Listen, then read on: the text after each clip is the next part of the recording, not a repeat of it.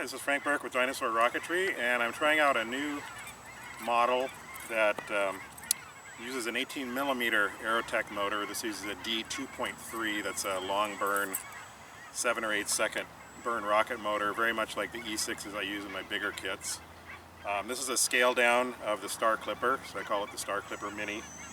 It's BT60 tubing, 15-inch wingspan, elevon controls,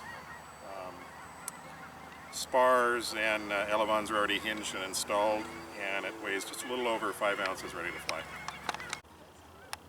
Taking off, 5, 4, 3, 2, 1.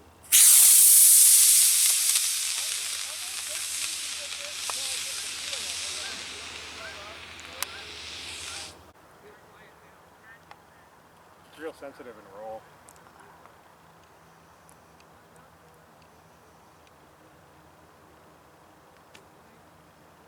Yeah, I might have to tone down the roll a little bit.